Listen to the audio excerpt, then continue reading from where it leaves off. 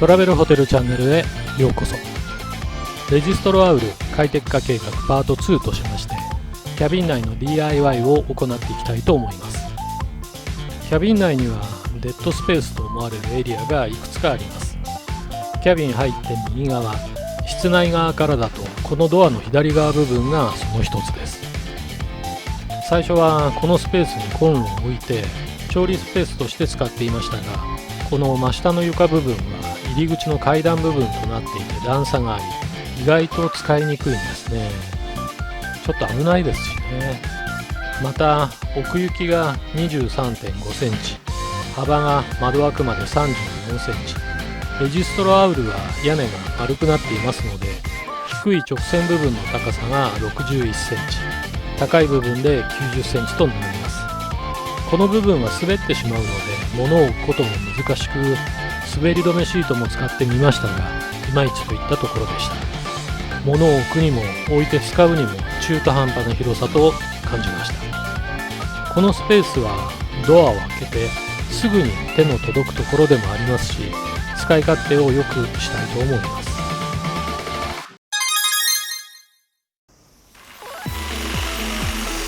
レジストロアウルは重心を低くするために高い部分の収納棚は決して多くありません。このコンセプトのためちょっとした収納が少ないように思います。またデザイン性の高いレジストロアウルの内装に合うようダークブラウン系の色で制作してみました。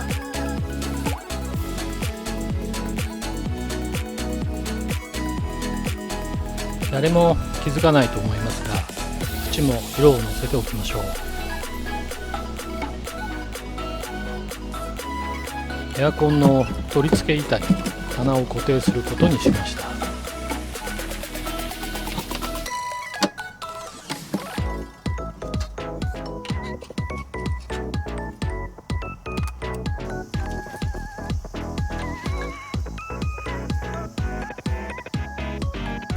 振動防止とビビリオン防止のために厚めのゴムを貼っておきます。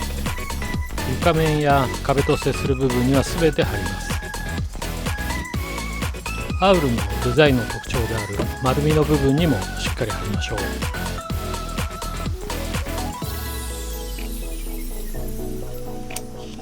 製作している棚の左側はシンクになっていますので、調味料やカップなどを置ければ便利かなと思っています。棚板は3段にしましたので、スペース的には3倍に広がった感じでしょうか。高さも変えられるように穴を開けておきました。ちょっと穴の数が多すぎて後悔しているのは内緒です。また物が落ちないように棚の周りを全部囲ってしまおうとも考えましたが、壁面を利用すれば良いことに気づき、部分的な囲いにしました。あまり重いものを置くことはせず、ちょっとした小物を置けるスペースとなれば大満足です。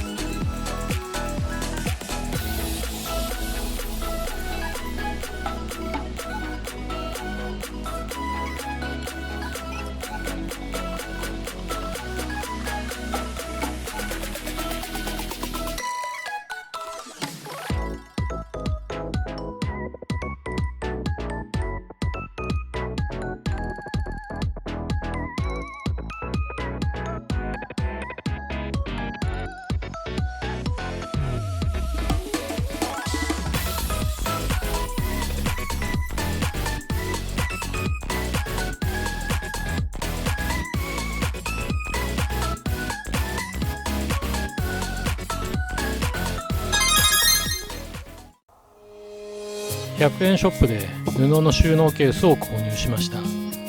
これを棚に配置して使います。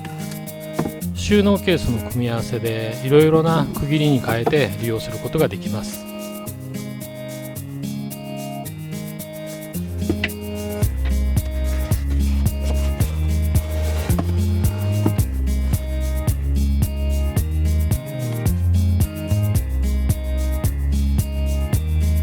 実際に物を配置してみました。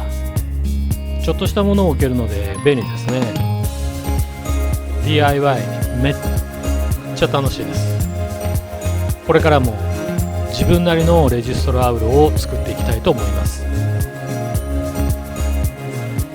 DIY